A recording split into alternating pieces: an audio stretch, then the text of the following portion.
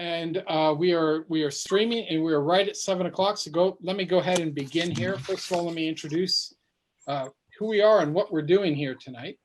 I'm John Hagan. I'm the chair of the Windham County Democratic Committee. And tonight is the candidate forum for District 4. District 4 represents Putney, Dummerston, Westminster, and that's it. I think those are the three towns. Yeah, right there. And tonight we have 4 of the 5 candidates who will be talking tonight. Questions, please go ahead. If you have a question, send them into the chat. I'll be monitoring the chat, and I'll go ahead and present those. So any questions, just send them into the chat. We are also streaming on Facebook Live. So if you're watching this on Facebook Live, feel free to reach out to the candidates after. A little pitch. If you are not familiar with the candidates, you can go to our Windhamvotes.com webpage. It's Windhamvotes.com. There's a candidates tab, and it will give you every candidate that is showing up on your ballot for the primary. And if they have a website, it will give you the link to their website. So you can click on that as well. So I'm John Hagan. As I said, I'm the chair of the Windham County Democratic Committee. We are hosting this event tonight. Helping me tonight is Matt Sorenson. Matt, if you would give a quick wave there into the camera, there he is. Matt's going to handle all the technical issues for me. So if everything runs smoothly, it's because Matt did his job right. If not, blame him, not me. Our job as the Windham County Democratic Committee is 3 things. We want to get out the vote this fall. We want to make sure you, as voters in Windham County, know who your candidates are so you can make informed choices. And we want to be discussing the issues so that people are aware of them. So that is the intent tonight. The process tonight is a forum, not a debate. So I'll give each of the candidates 3 minutes to introduce themselves, and then we'll move into questions. Each candidate will have 3 minutes to answer the question. We'll get through probably about 5 questions and then closing remarks. So again, if you have questions, I have my chat window open. Go ahead and send them into the chat, and that would be good. So on that note, I'm going to go ahead and turn it over to the candidates to introduce themselves. And my random draw had Michelle Boslin is first. So Michelle, you're up for 3 minutes to introduce yourself, please. Okay, well, hello, everybody.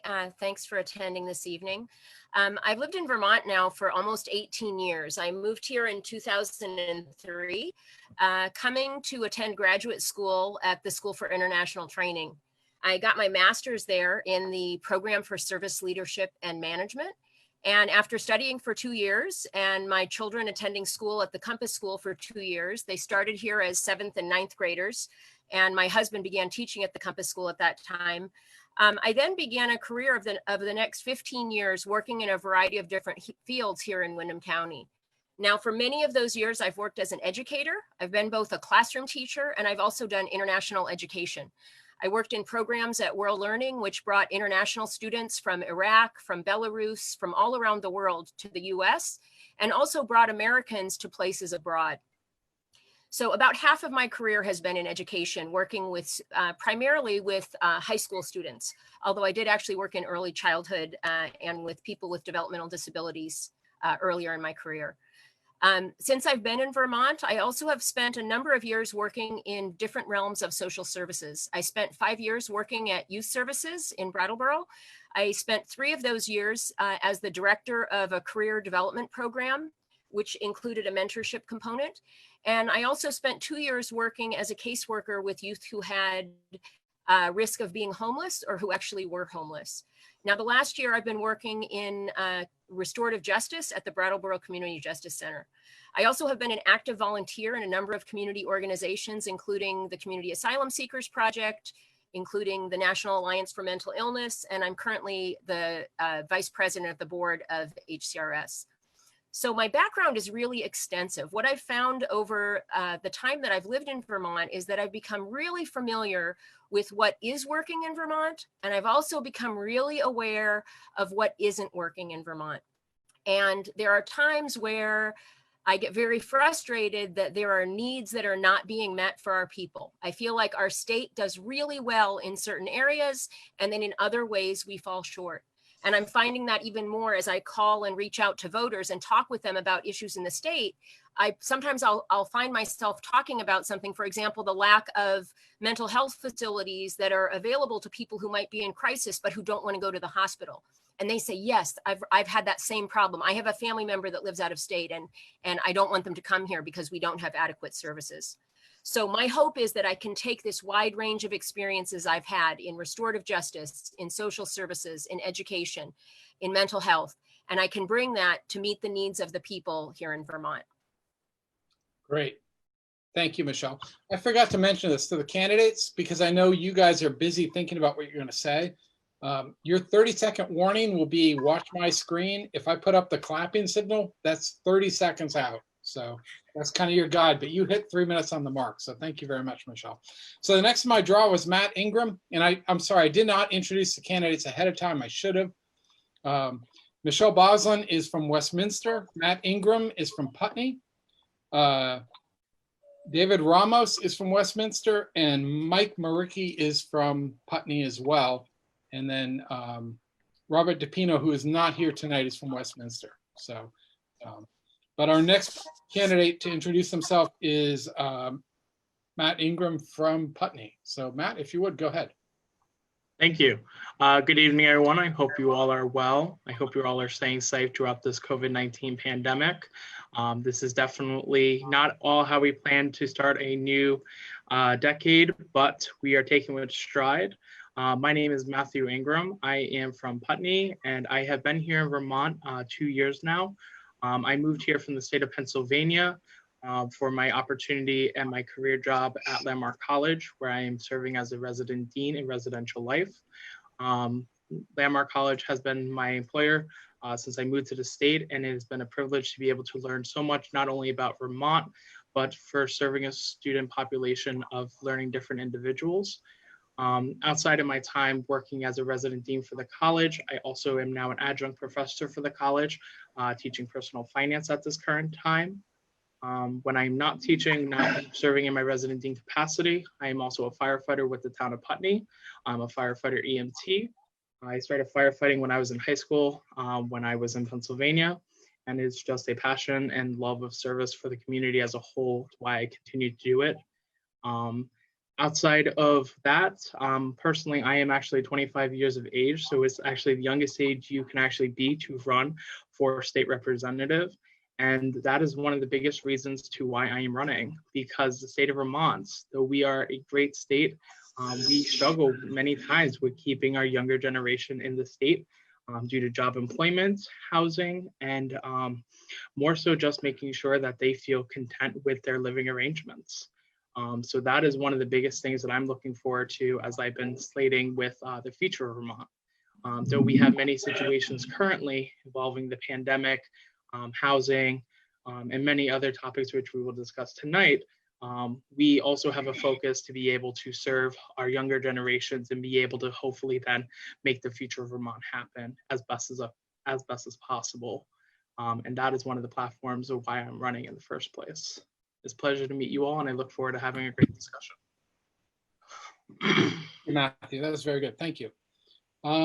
David Ramos from Westminster, you would go ahead. Thank you very much. I'd like to thank everybody for allowing me this opportunity to speak here.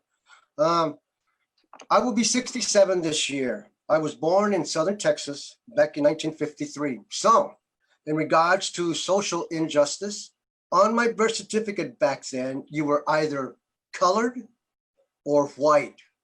Mexican American, Latinos was not even in the mixture. So on my birth certificate, it says white.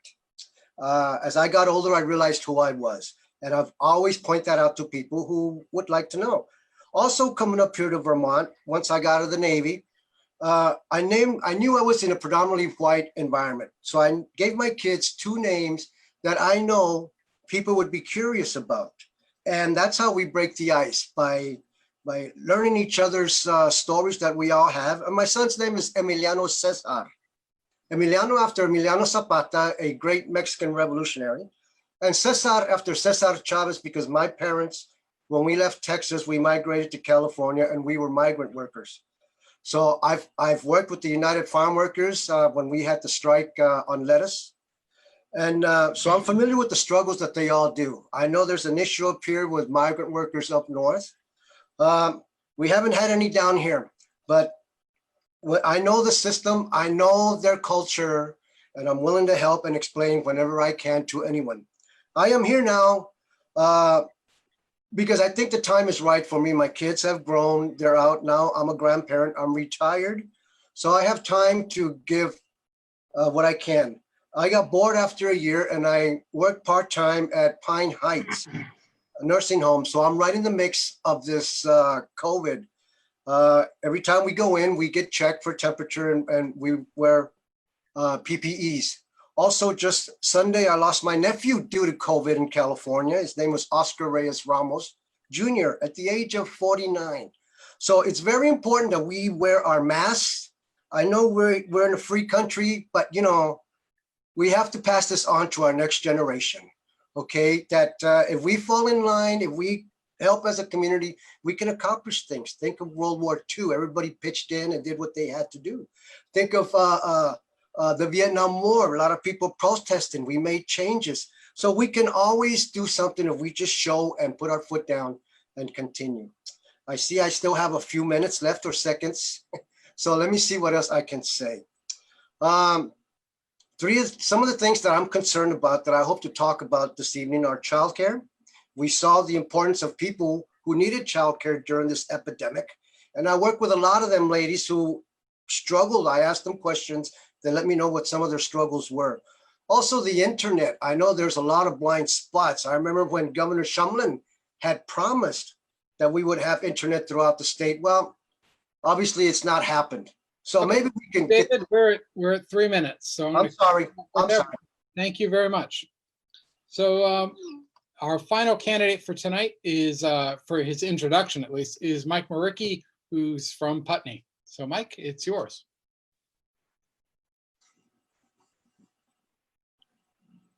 Oh, you're muted, Mike. Thank you. First, I want to thank you, John. And I want to acknowledge that all of us here in Vermont are on Abenaki land. So before we get going, I want to hold up that intention to be respectful to that. And I want to thank you, John. I want to thank you for your service to country in the military and for your service now pulling together the Democrats here in Putney. And before I get going too much further, I want to thank my wife, Amelia. My work for this district wouldn't happen without her support and sacrifice. So thank you, Amelia. So for those of you who don't know me, I'm Mike Maricki from Putney. And I want to thank you and the voters of the Windham-4 district for the honor, privilege of serving you in the Vermont House of Representatives. I'm running to serve the people of Putney, Dummerston, Westminster, because I believe Vermont is the best place to live, work, raise a family, and retire to. I want to make it better, though. I also believe in service, giving back, and I have a lot of reason to give back. It's a kind, caring community. I found that out when our second daughter was born. She was very sick for her first 2 years, in and out of hospital. And this community stepped up. It helped us in big ways and small ways, even from people I didn't know. I'm happy to say my daughter is quite healthy now and about to get married. And since then, I've been trying to give back to this community, from coaching youth sports to volunteering at the food shelf and various boards, and now serving on the board at Surgeon's Health Clinic. And yes, there's the work in the Vermont House. I want others to know when they need help, they'll find it.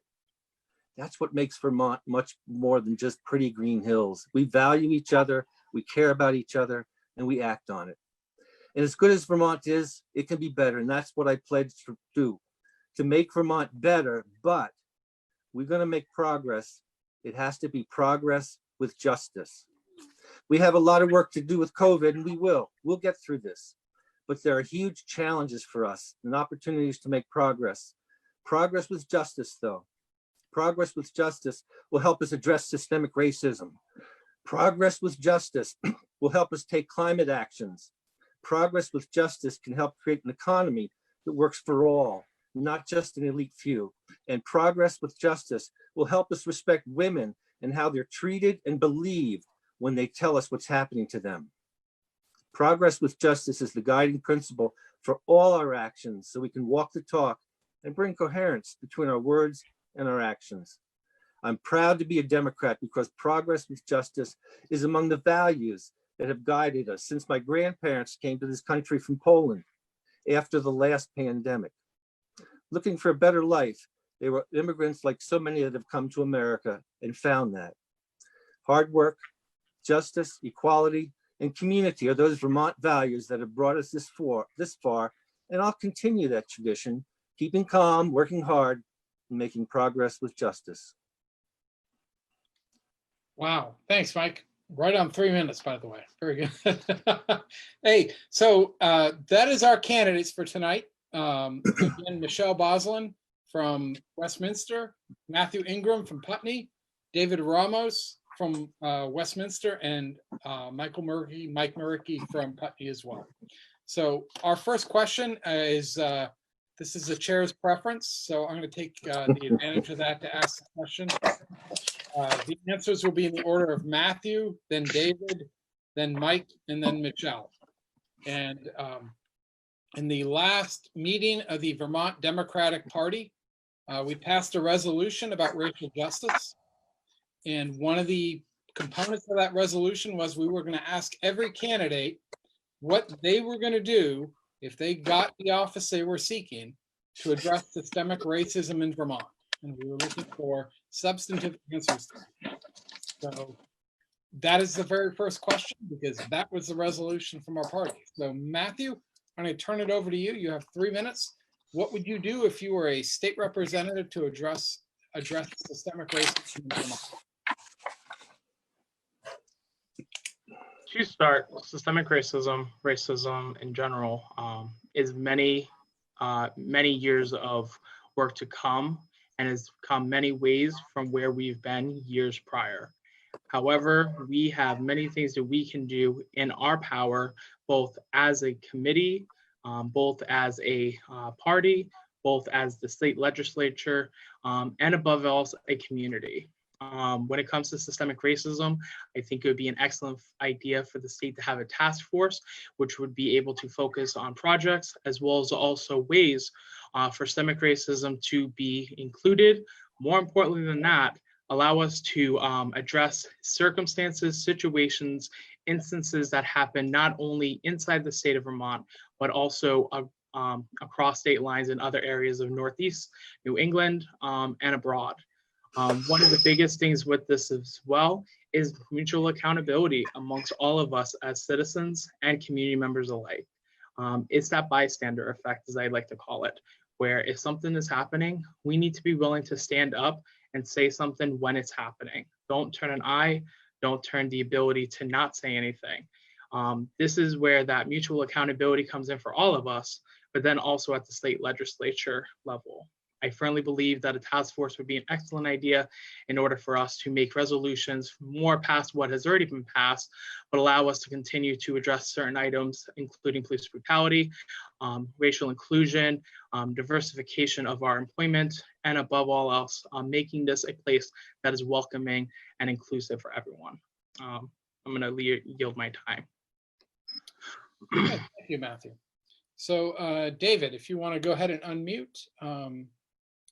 The question was, what would you do in office to address systemic racism? Well, for starters, what I would do is I would love to tell my story. Love to tell how I've ended up here where I am. And what took you so long? You know, it's happened.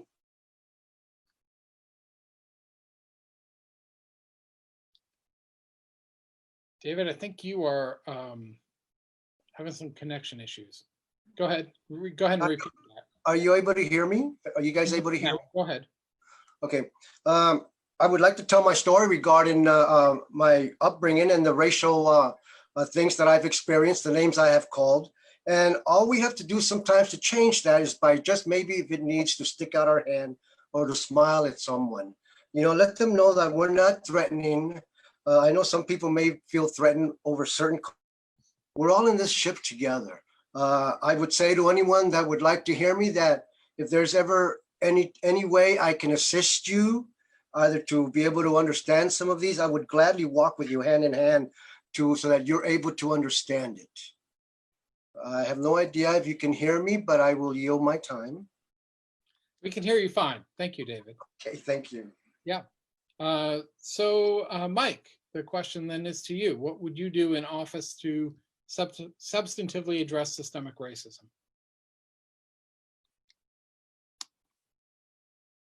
You're muted. I'm sorry, I muted you. Okay, There you go. so just for future, should we let you do the muting and unmuting, John? You will always need to unmute yourself. I will constantly Okay. scanning and muting everyone I see who is not muted. Sure. Yeah.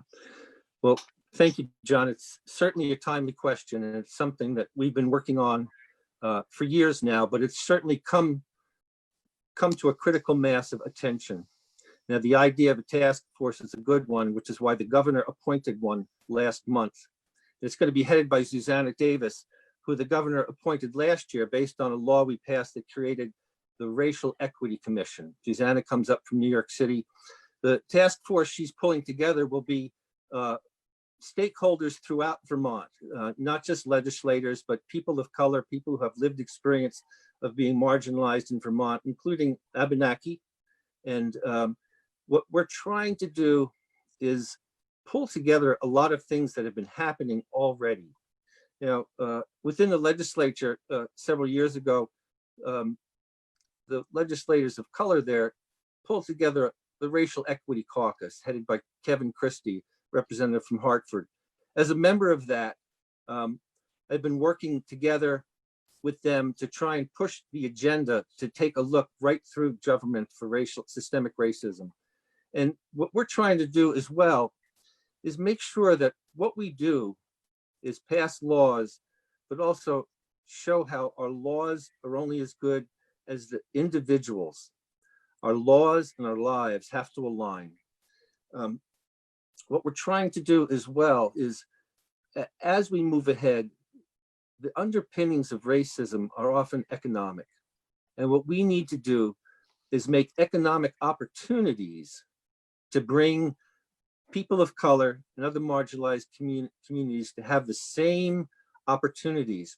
As an example, many of us have lived in families, and John, you're in the military, so you're familiar with the GI Bill. What many of us aren't familiar is that after World War II, lots of whites experienced the benefits of the GI Bill, but that was not available to Blacks or people of color. Those are the kind of things we need to look at, and we'll continue to look at. A bigger question, though, is also use of force and police policies, and I hope that question comes up later, because we are doing some work. One of the last bills we passed this year was just that, to create new parameters for the use of force by police and then training. Great. Thank you, Mike. So our next question is from Laurel, let me get their name right, Laurel Green and Steve Crofter. The order on answering this will be David Ramos, you'll be first, then Mike Maricki, then Michelle, and then Mathew Ingram will do cleanup. The question has to do with the environment, and it has to do with how do you envision recovery from the pandemic as an opportunity for addressing the just transition off of fossil fuel that is needed for climate stabilization. So it's a pretty heavy question. Woohoo! Michelle, she didn't answer. Stand by. Oh, I'm sorry. Thank you for reminding me. Michelle, I'm sorry. I cut you off on the last question. Go ahead. It is yours on the question on systemic racism. Hey.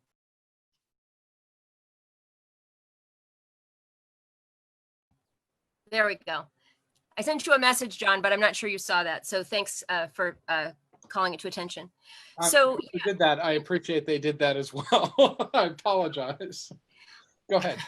All right. So in terms of systemic racism, obviously systemic racism is systemic. It impacts so many levels of our society, and it has for hundreds of years. So what would be the specific areas that I would want to work on to try and address this huge problem that is causing inequity in our culture? One of the areas would be in education. I've been a teacher for a lot of years. I know that the legislature has been working on this.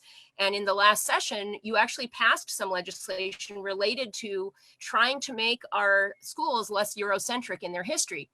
It's slow going. I'm a US history teacher, and I've been teaching US history, and all I see in the classrooms that I've been teaching in terms of the standard curriculum, is the white history of the men from Europe.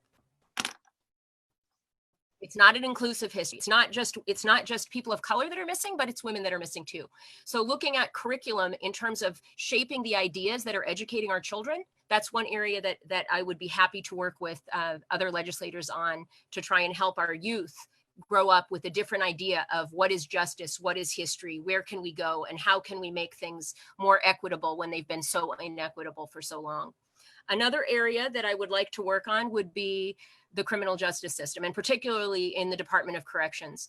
I work right now at the Brattleboro Community Justice Center with people who have been released from incarceration. And people probably know the rate of incarceration for people of color is about 10 times higher than the rate of people who are white here in the state of Vermont. Our population of people of color is very small. Our population of people who are incarcerated is proportionately extraordinarily high. We're either first or second in the US for the number of people of color that we incarcerate based on our population. And that isn't an accident. That partly has to do with disparities within the justice system, with inability, like Mike was saying, for people to have economic access. If you're charged with a crime and you have the economic ability to hire a lawyer, you're more likely to get out of it and not do time. If you're from a position where you haven't had a lot of financial resources and you can't afford a lawyer and you have an overworked public defender, you're more likely to go to jail. Well, that's not fair, and it shouldn't be like that. Another level that goes even before that, that's also related to Department of Corrections, has to do with policing. We have a fair and impartial policing committee. They make lots of great recommendations, and there still are disparities in how many people are pulled over, in how many people are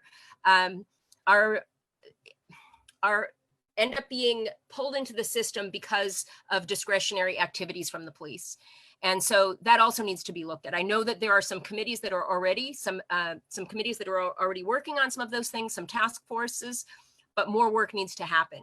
In terms of education, in terms of the Department of Corrections, in terms of policing, we need to do better. And if we do, it will be a more just Vermont for everyone.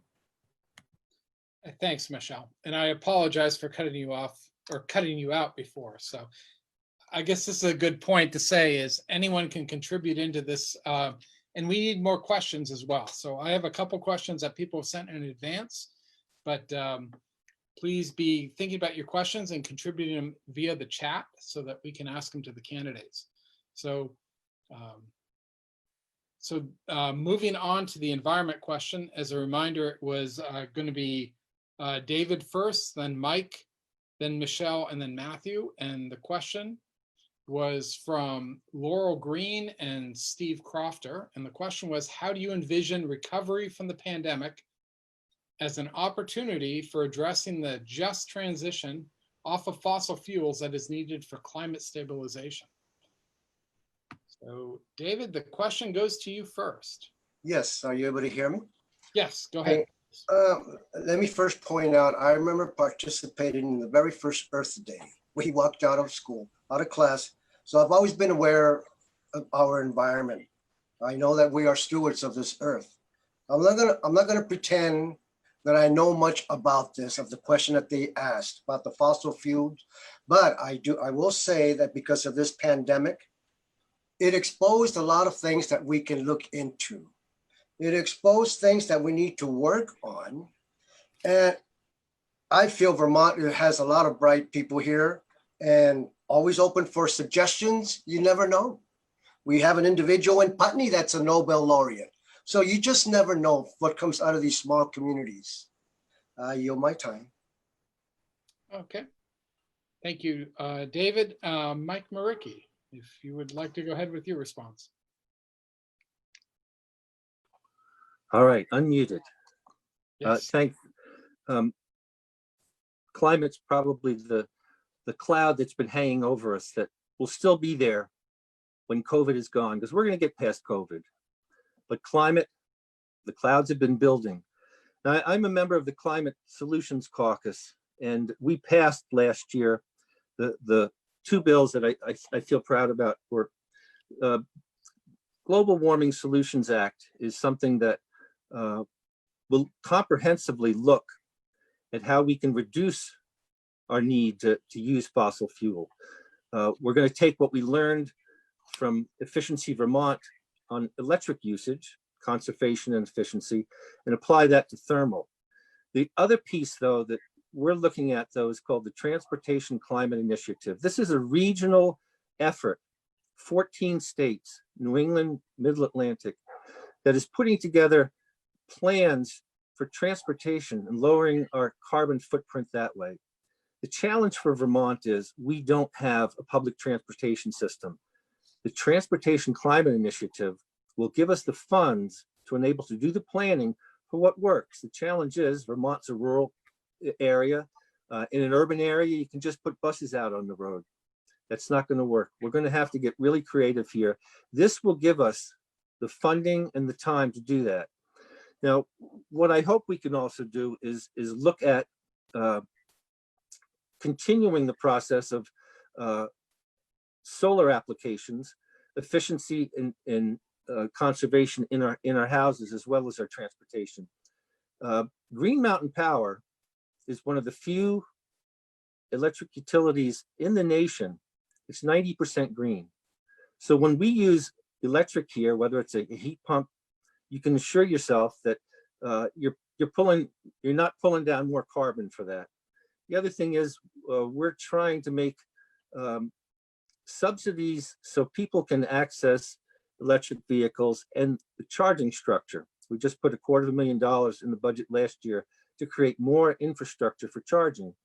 And the governor is just joined in a consortium of 20 states to look at a big piece of this is how do we do trucking with electric? And this is going to be a collective effort to try and push the barriers for creating more larger electric vehicles.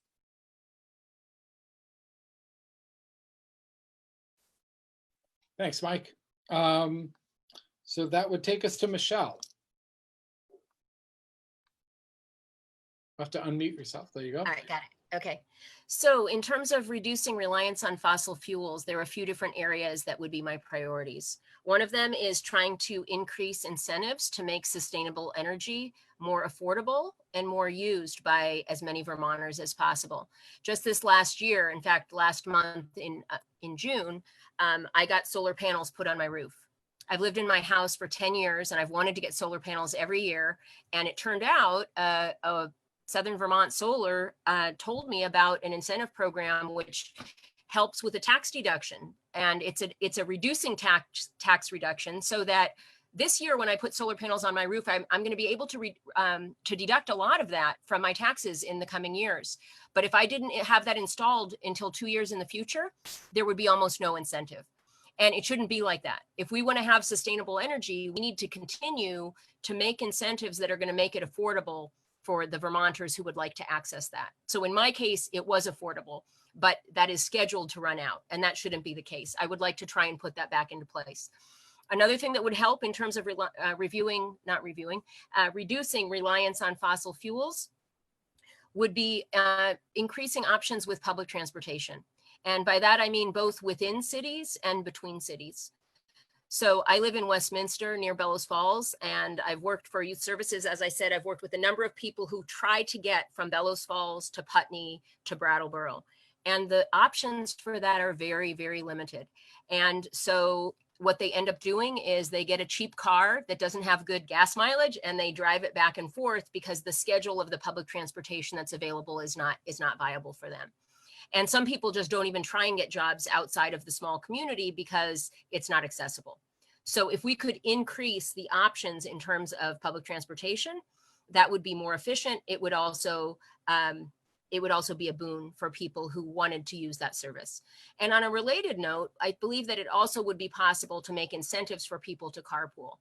Now, lately with COVID, most people haven't been, or many people have not been going back and forth driving to work. The driving has reduced substantially and our air quality has improved. That's great. But someday we're going to go back to work. Why don't we go back to work and work on going together? And it feels like it would be possible to make an incentive. Why not be able to take some kind of tax deduction if you're regularly riding with another person in your vehicle going back and forth? I know so many people who go back and forth in more or less the same routes, but they're not driving together. It's a little bit inconvenient, and so they don't do it. And I would like to promote the idea that this is something we should do. It's part of our ethos, keeping our land clean, keeping our air clean, preventing the pollution that's going to make Vermont an unpleasant place to live. So my hope is that those are the areas that I could work on: sustainable energy, making it affordable, public transportation, and incentivizing carpooling to reduce the release of greenhouse gases from overuse of fossil fuels. Okay. Thank you, Michelle. Matthew, your response on this question. So COVID-19, as we all know, has been a severe impact to all of our communities, both nationally and internationally. And with all of the devastation that has come out of it, there was some uplifting news specifically around clean air quality, especially here in the Northeast. So recently, probably back in April, actually at the time, I remember reading an article from New York Times where they were talking about and reporting how the air quality throughout the Northeast had significantly improved due to the number of people staying home due to the pandemic. I took it a step farther and started looking into more research on who was doing that research, and I found a lot of great resources when it came to Harvard School of Public Health. What I have seen from it is already knowing that electric vehicles is something that we really do need to continue to develop. I personally drive a hybrid system vehicle that is fully electric and also fully fossil fuel systemed. What I've also seen recently with electric vehicles, as Mike was alluding to earlier, is that there is a need for continued infrastructure continuation regarding having charging locations throughout our region. I know for me personally, it's the closest place other than charging on my house is to go to Brattleboro. One of the other things I know that is in the fire service industry currently is the infrastructure looking at having fully electric fire trucks. The Los Angeles Fire Department actually has created a fully electric truck that already is not utilizing diesel fuel and is allowing for us to see how much air quality can be dispersed from not using such a fossil fuel focused vehicle. Solar panel projects definitely needs to continue, and I definitely encourage many people to consider doing it. It is safe. I know for many years that it was a thought that it was unsafe to put onto your house due to the electrical wiring and such. But really what it comes down to is that it's a great way to utilize an abundance resource, our sun, which rises every day and sets in the evening and comes back up the next morning. What is really great, and I do address as well, is that there is a big cost incentive with needing to do it. It's one of those projects that it's not necessarily an immediate financial benefit, but it's in the long run. But also we need to make sure that it's affordable for the common person. I also want to safely bring up that, having pathways of infrastructure to our towns is important. Recently, Landmark has a whole way to get to the town of Putney. And up until then, it was a lot safer to get to by car. So I'm going to yield my time from that, though. Thank you, Matthew. So the next question, it comes from both Carla Bossard, but I've got another question very similar to this. So I'm going to put them together. COVID-19 has critically damaged small businesses in Windham County. Assuming that in 2021 we see a vaccine and we can begin fully opening businesses again, what do you think is the essential things the legislature needs to do to get our economy running again in terms of supporting our businesses and economic development? And on that weighty question, Mike Maricki, you're number one. Well, thank you. This is certainly something that's weighing on a lot of people's minds. The health and safety of Vermonters is our first concern, but getting the economy in gear again is right up there as well. There's a bigger way to look at this, though. Vermont has gotten a lot of federal help. However, a lot of that federal help has a lot of strings attached to it, and it's not helping as much as it can. So I'm going to bring this up again and again, that the important thing about this election at every level is that we need to change who's in the White House. Right now, because of what Donald Trump has done, money's going out, but it's limited. When we had the last recession, the Obama administration put funds out into the communities where they could decide how it was best to be used.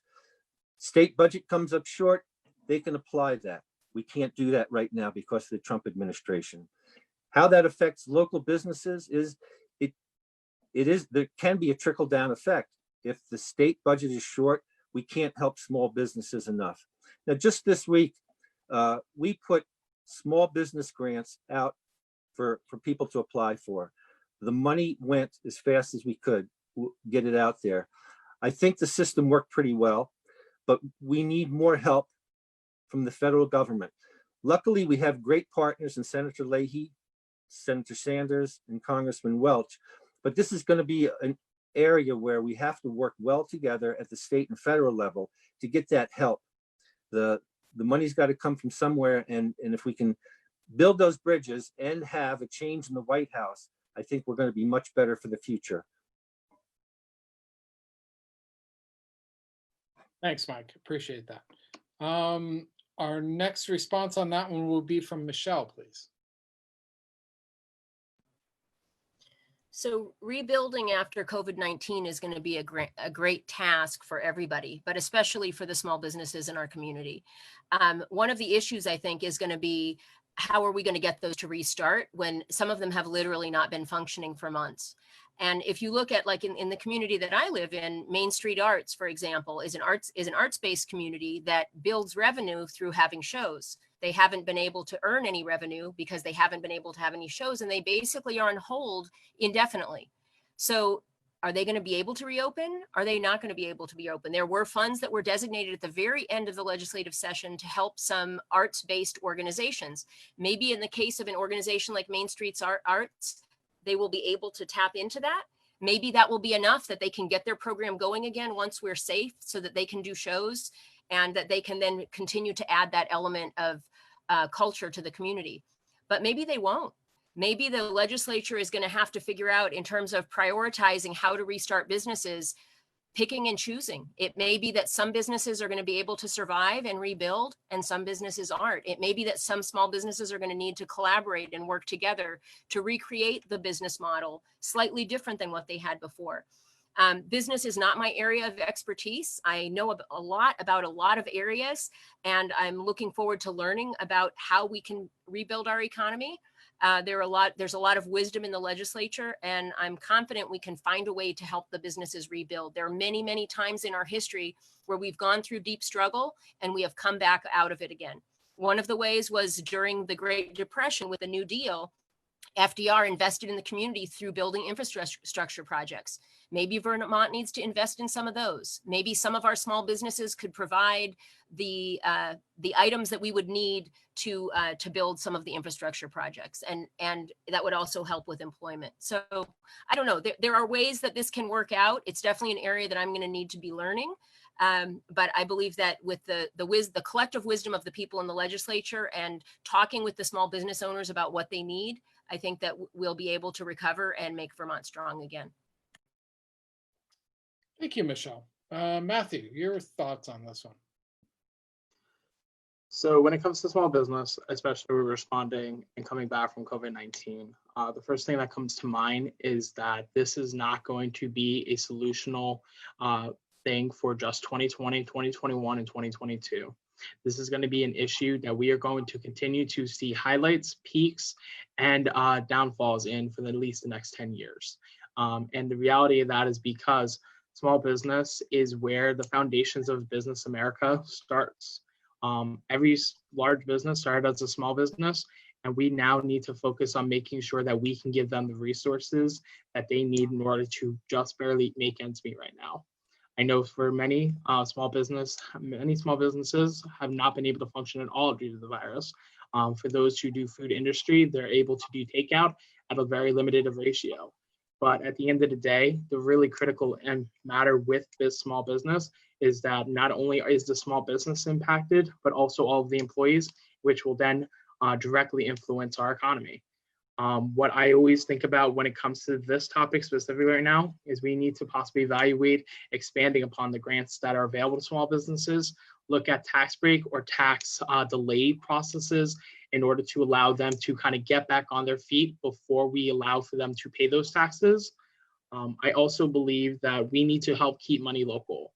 We can all do that as members of our Vermont community in order to help them at their time in need.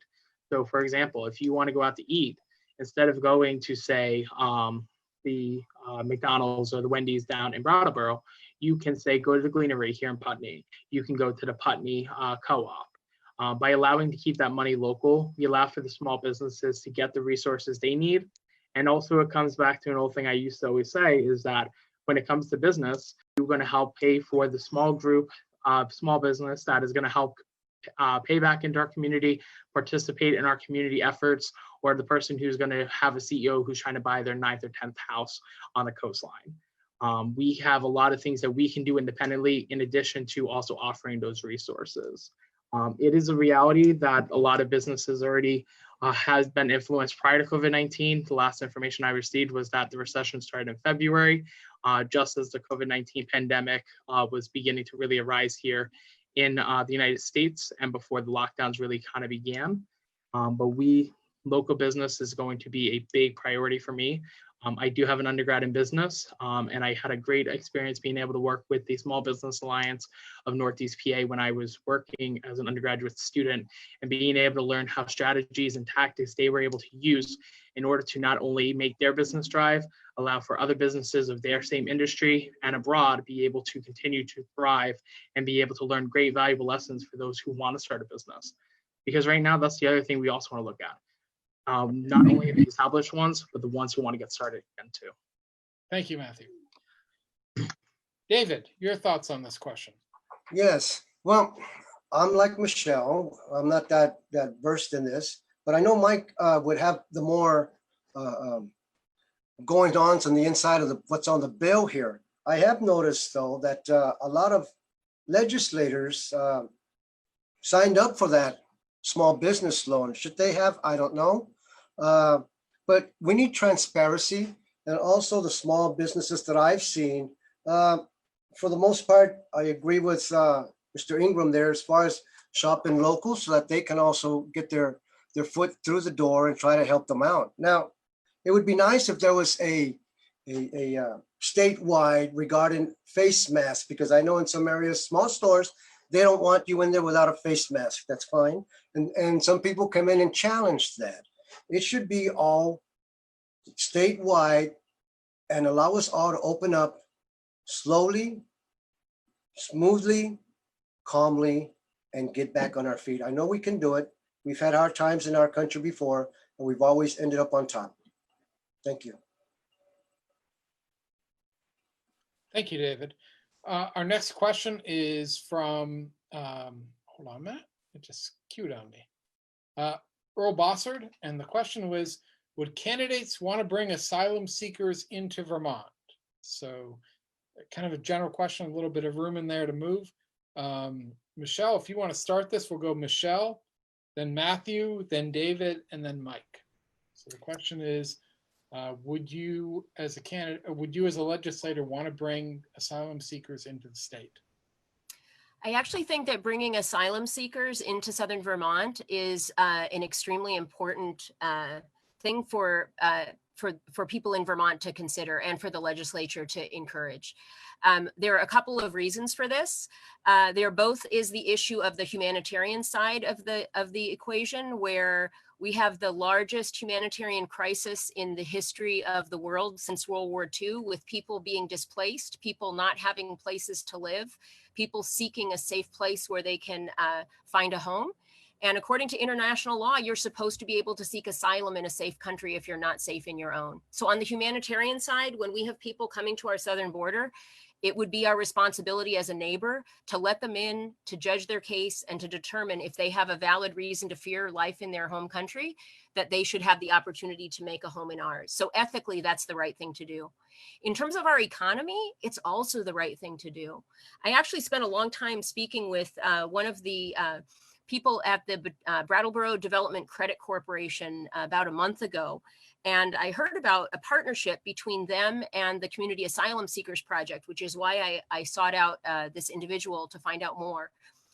One of the things that they found when they were interviewing business owners in Southern Vermont is that there are not enough employees to run small businesses. One of the biggest problems employers are facing is that they don't have enough people to do the work that they want to have done for their businesses, because we have a shrinking population, both an aging population and a young population who tends to leave. If we could bring asylum seekers to Vermont, we're doing the right thing for them. We're providing a safe place for them. We also are benefiting our community by providing employees for places that need people to work for them. We're also bringing children into our schools. We're bringing people into our community who are going to make us a more diverse and a more rich place than we are when we're a lot more homogenous. And so on every level, bringing asylum seekers to Vermont, welcoming asylum seekers, making policies that are supportive and inclusive is something that I think will be extraordinarily beneficial for the individuals and for the community. Thanks, Michelle. Matthew, what's your thoughts on this one? So to start blatantly, yes, asylum seekers have the right and they should be allowed to be able to not only enter the state of Vermont, but should be welcomed with open arms here in the United States. This is one of those critical issues that I have a very strong opposition against our current White House administration, specifically on how they treat others and who are different than them as themselves. I want to also take it a step further and say that not only when it comes to asylum seekers, but also when it comes to anyone who wants to come to the United States in general, whether it's somebody who wants to come from Mexico, whether it's somebody that wants to come from Europe, Africa, Australia. We as a country, it comes back to the whole root thought of the American dream. When we think about American history, most of us are from other parts of the world from our roots. And that is what really kind of makes America different. We were a country created of immigrants, who most of us come from Europe and other parts of the world that allow us to want to be here. Many people grew up here, many people were born here now, especially as we look at the 21st century. But I agree, especially with Michelle, especially when it comes to it, it's a humanitarian crisis. But it is also a duty that we should have as an American people, that if somebody is unsafe on where they're currently living, they should feel safe being able to be just alive, let alone even comfortable. So I wanted to kind of expand upon that thought process, because I know especially in the United States government right now, there's a lot of pushback specifically with ICE, DACA. We have so many different oppositions against our current White House administration on how they're treating others, and it needs to stop at so many levels. And asylum seekers will bring so much opportunity and prosperous experience to not only the Vermont culture, but also allow for us to grow and prosper as a country. Because this world is our states again. We started as immigrants for the most part, and so we need to continue that American dream. Thank you, Matthew. David, what are your thoughts? Well, I also believe that they should be allowed to come in here. Before I used to leave the house when I was growing up, my dad would say this comment: remember, you're not at home, be to come in. David, you skipped a little bit there, so could you repeat that, please? Yeah, I agree with the people being able to come in here, but once they come in here, it seems it's not all what we put it out to be. There are still some people in our communities that may think differently of someone that is of a different color. There's a community in mid-Vermont that they were taking refugees, and there was a big discussion amongst the community, a lot for and a lot against. But that's what happens. We need to discuss these things. You know, I say it so simply when I say, being of 62% Native American and Mexican American, that we all can get along. You know, we all aren't bad people, as Trump said. We're not rapists. We're not criminals. We are law-abiding, family-oriented people that come in here. And I'm only speaking about the Mexicans that come across. And they do a lot of work that a lot of us don't want to do, wouldn't even think of doing. So they are hard workers, I might say. Thank you. Okay. Mike, Your thoughts on this one? Well, thanks for the question. When you read the first question from Laurel Green and Steve Crofter, I thought it was going to be about asylum because they are the founders of the Community Asylum Seeker Project, but they're also quite dedicated to climate too. And I do support their work and the idea and ideal that asylum seekers should be welcomed. This is another area where Trump must go. What he has done is ruined the reputation of the United States, the legacy of our being a welcoming country. And here in Vermont, we have that legacy too. When Bernie Sanders was the mayor of Burlington, he had Burlington designated as a refugee resettlement city. And since then, 3 different waves of refugees have come to Vermont through Burlington from Asia, Africa, and Central Europe. Vermont has been welcoming. We tried to bring a group of Syrian refugees to Rutland, but the Trump administration stopped that too. That's not the Vermont way. Vermonters are welcoming to others, immigrants, refugees, and as the grandson of immigrants, all 4 of my grandparents came from Poland. I'm well aware of how essential it is for America to welcome us here. I want to share too that our economy over the decades has depended on refugees and immigrants. Whenever we've expanded, it's because we've had immigrant labor come in and do the work. I certainly support the idea, and I want to put a plug in for CAST. If you don't know about CAST, they're doing great work bringing asylum seekers here and supporting them until they get their cases heard. So look up CAST and they can use help. Okay, thank you, Mike. We have time for one more question before we move into closing our statements. We have a number of education questions. And just a reminder to folks, please continue to put your questions into the chat. I will share the chat transcript with every candidate. So even if we don't get to your question tonight, I can let the candidates know this is the issues that you're concerned about. And I'm sure they'd be interested in that.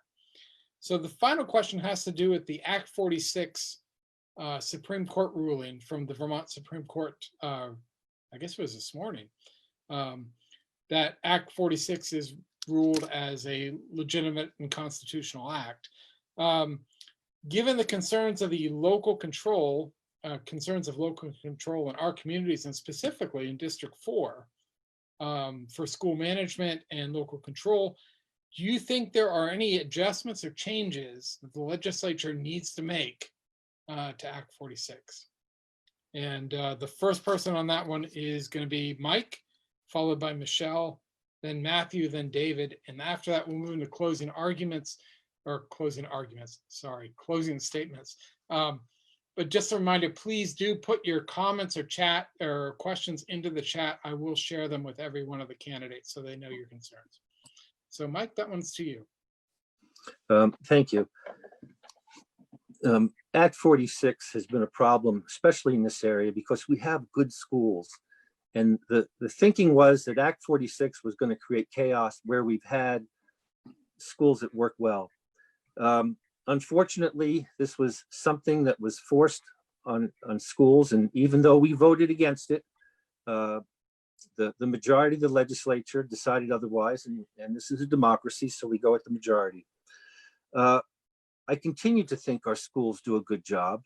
And I'm going to be watching carefully to make sure that we set some parameters for what are the outcomes we actually want.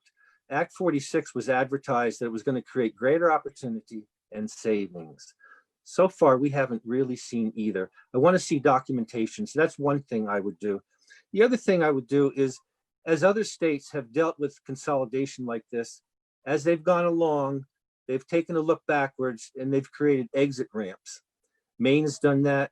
And I believe it's something we should look at, that if it's not working, then there should be an exit ramp for schools to do what's best at the local level. I'm for local control. And I think as we're looking at the reopening of schools, there's a lot of concerns about how this is going to be done and whether we're going to have enough local input. I just met with a group of parents from Dummerston last week who wanted to talk about those concerns. And they're not sure because we have a changing landscape, but they want to make sure their kids, if they go to school, are going to be safe, that the teachers are going to be safe. And we want that local input. We're not sure that Act 46 is provided for that, but that's where legislators can step up as well. And that's why I've been doing that, to meet with local groups, to bring that word both to the school boards, to the superintendents, and to the legislature. So two things, we need to set outcomes, make sure the indicators are being met for those outcomes, and then exit ramps, that if school districts feel like this is not working for them, they should be able to be free of a forced consolidation. Thanks, Mike. Michelle, your thoughts on Act 46 and any adjustments? Right. So I actually spent about a half an hour talking to Carolyn Partridge yesterday, the representative from Windham-4. She actually is involved in the Windham Elementary School where my granddaughter goes. And I actually have spoken to the Department of Education as an advocate against the idea of forcing that small school to close. So I'm a big believer that there's a value in small schools, and I want those to be able to continue. In that particular case with Windham Elementary School, what they ended up doing is they talked to their neighboring schools and they said, we don't want to be in your district anymore, vote us out. And they did. They put it on the ballot and they were voted out, and they are now able to function in a different way. And it may be that in our district, if we don't want to consolidate with the towns that are being forced to consolidate, it may be there's going to have to be a ballot initiative, which wouldn't necessarily come from the State House. It might come from the local region. But I do think that the idea that Mike was talking about with the exit ramp, that was supposed to be in the original Act 46. Carolyn said when she voted for that, it was because there was an opportunity for schools that didn't want to merge to have the opportunity to make a case for why their situation should be justified in keeping their school not being forced to merge. And I know from the day that I testified before the Department of Education, they weren't listening. It was person after person after person that were advocating the importance of this small rural school that was extremely difficult to reach from any of the other places because it's so far away and you'd have to go down Windham Hill. They weren't listening. They weren't listening. The bill was not written so that consolidation would be forced on every community. There were supposed to be opportunities for exceptions where that was needed and when the community wanted that. And that has not been the way it has been followed through on. Carolyn said she regrets voting for it. And so there may be things that we can do to tweak that in the future. It also may come back to the local community to determine how they're going to deal with that in the way that Windham did. They may have to form something separate and end up dealing with their own situation. And there are disadvantages to that, but it also will give a little more community say. So I'm interested in working on this. I have grandchildren in the district and or in our region. I have children who have gone to school in this area, and I absolutely want to see our local schools have the opportunity to continue in the way that's going to best serve our students. Thank you, Michelle. Matthew, your thoughts on the Act 46 and any adjustments? Absolutely. So when it came to Act 46, it was actually one of the biggest topics of discussion when I had moved to the area just over 2 years ago now. And when it was going into law and what the objectives were. And of course, as both Michelle and Mike were discussing, the exit ramps. I think that one of the greatest hindrances on Act 46 currently is the COVID-19 situation as a whole. When we look at Windham Northeast specifically, they had cut a number of their professional staff when the COVID-19 pandemic really started hitting home here in Vermont. Recently, there was the voting for our local state budget, our school budget for here in Putney in Southeast. And so what really is going to really come out of this is that the initiative and goals that was established with Act 46 really are needing to be updated, reevaluated, and redesigned for a post-COVID-19 world in education. When we looked at Act 46, we didn't have an intention that we were going to need to spending a larger expenditures when it comes to cleaning supplies, mask supplies, keeping our community safe as a whole. I actually would be a proponent of possibly amendment changes and or addendums to the legislation of Act 46 when it comes to how it was designed, specifically if it was to come with especially the exit ramps. But also, what is its strategic objectives with now a post-COVID world?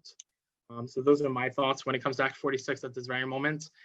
Again, as we look forward to fall, hopefully being able to start up as strong as possible, we are going to have a lot of incidental, unplanned issues that are not yet resolved because they haven't yet been created. And we definitely need to look for that to be part of our discussion in the future. All right, thank you, Matthew. David, your thoughts on Act 46? Yes, I agree. I will agree with most of us, if not all of us here, that it was forced upon us. Had to go all the way to the Supreme Court. And I agree with Mike that there should be an exit ramp. I don't know how much that's been discussed. But my daughter went to school, my eldest daughter went to school in Jamaica, Vermont. And back then was our first taste of small schools. They had 2 grades that would share a classroom. We fell in love with it. We think that she excelled. And so the community has to have some sort of input in this instead of the legislators. When this came out, I asked myself, what made them come up with this idea? What was the genesis of that? And did it turn out the way they expected it to? It seems it pitted a lot of communities in our area against one another. So if they can refine it better, I'm all for it. We're all in this area together. Thank you. Thank you, David. So we're going to move into closing statements. Before I do that, just 2 requests. One is, if you're observing this on Facebook or on Zoom, please, if you still have outstanding questions, put them into your comments or your chat, depending which platform you're on. We will share everything with the candidates. Our intent is to connect the candidates to the populace. So your questions, we need to get them out there. So please go ahead and post those. For our candidates, I would ask that you in the chat on the Zoom, go ahead and put your preferred means of contact, whether that's a Facebook page, a web page, an email address, whatever it is that you like. If people want to reach out to you with questions or comments that you'd like them to contact, if it's your platform for sharing your issues, go ahead and put that into our chat as well, so that people can see that, and we will share that also on our Facebook page. So our closing comments will go in the order of Michelle, then Matthew, then David, and then Mike, you have cleanup for tonight. So Michelle, closing thoughts. All right. So about a year ago, I was working at the Governor's Institute for Current Issues and Youth Activism on the Putney Landmark campus. And I was talking to one of my students there, and she was a huge environmental advocate and has lots of great ideas about ways to change her school and her community. And she was just so inspiring in talking with her. I found myself saying to her, Una, you know, when I meet with you and I work with students like you in the Governor's Institute, it gives me hope for the future, because I know you guys, you all are going to figure out ways to clean up the messes that my generation and the generation before us made. And she looked at me for a moment and she kind of paused and she said, well, thanks, but why don't you do something? And I paused, and then I said, you know what? You're absolutely right. It's not reasonable to expect somebody else to solve this problem. You know, at the time I was 52 years old. I was active in the community in a lot of different ways, but there was more that I could do. And about 2 weeks later, I heard that the town of Westminster did not have a Democratic committee. Lots of the towns in the county do, and ours had disbanded. We were not represented at that time. So I said, well, what needs to happen for that? And I found out what the process was. I had a reorganization meeting and ended up taking a leadership role in that. That led me into the Westminster Democratic Committee.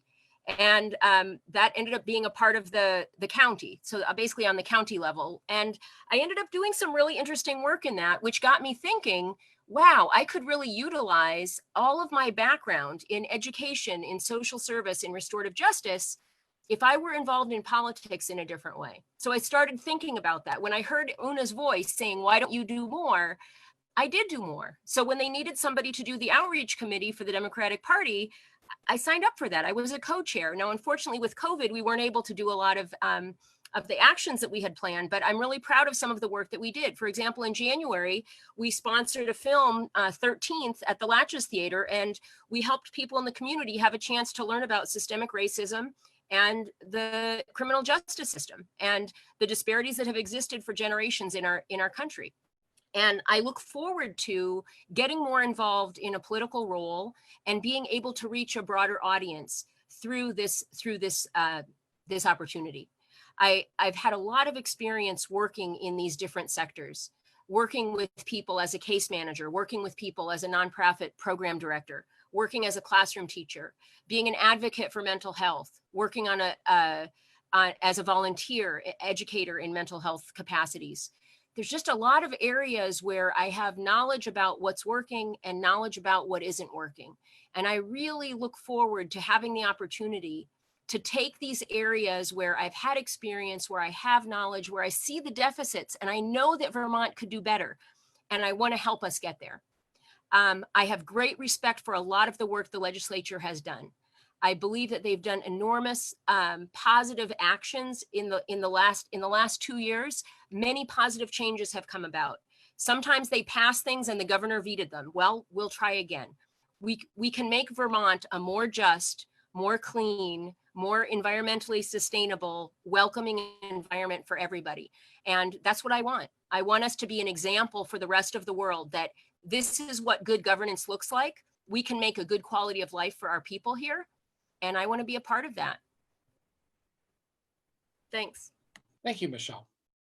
Matthew, your closing thoughts.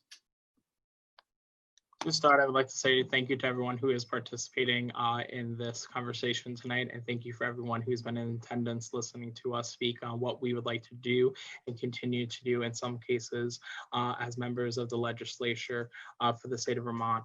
I think about when I came to the state of Vermont just 2 years ago, and specifically one of the first things that was really just opening to me and very apparent from the beginning was that this is a very inclusive but also very welcoming area. And that is what I truly had loved when I came to visit for the first time when I went for an interview at Landmark College. Now it's become my home, and I look forward to creating bigger and deeper roots as I continue this journey of living here as a Vermonter. One of the things that I've always come to think about, which is again why I am running, is the future of not only politics, the future of Vermont, but the future generations as a whole. Michelle, I resonate significantly with you when it came to that conversation that you had, where this is the opportunity for younger generations now to really begin to make an impact. I've had great conversations with a number of my students in the past. You know, how can we make a difference? Why could we make a difference? We're only 20, 21, 24. And really at any point in our lives, we can make a difference. It sounds a little, a very cliche, but there's a quote that I always think about, and it says that circumstances of one's birth are irrelevant. It is what you do with the gift of life that determines who you are.